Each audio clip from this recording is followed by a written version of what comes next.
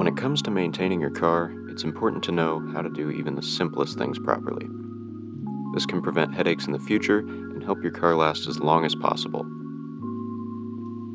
It's all in the details, so today I'm going to be telling you all the little details you need to know when topping off your BMW's coolant.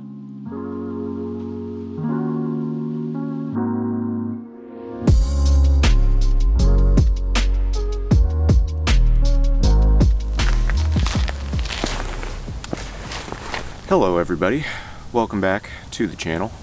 Today is going to be a special one because we're working on my car in my favorite weather to be doing automotive maintenance in, and that is snowy and 2 degrees.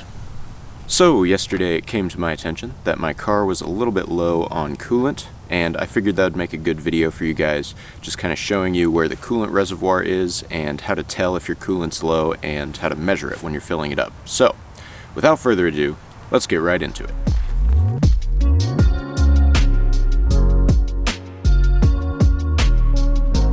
You'll probably first realize you're low on coolant when your car alerts you.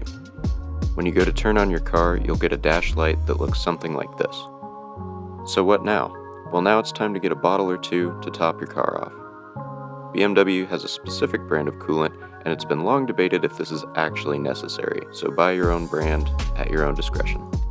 It's also important to know that most coolants need to be mixed in a 1-to-1 ratio with water. The type of water you use is just as important.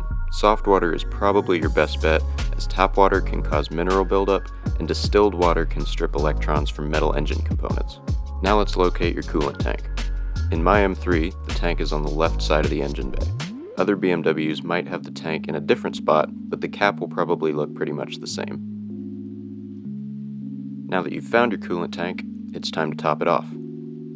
BMW typically has a small key on the coolant tank which corresponds with a level that sits inside it. In the M3, you know your coolant is full when the small notch reaches the top opening of the coolant tank. And that's it, you've successfully topped off your BMW's coolant. Now all you have to do is pray that all that coolant doesn't leak out over the next day or two because your coolant tank is actually cracked.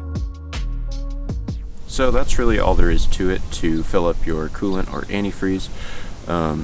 Hopefully this video is helpful if you are kind of new to the BMW game, and if not, hopefully it was just enjoyable to watch me freeze my ass off while I was doing it. So keep in mind, this is only if your car needs a top off. If you need a full coolant flush and maybe reservoir replacement, maybe your reservoir is cracked or something, this is not the video for that.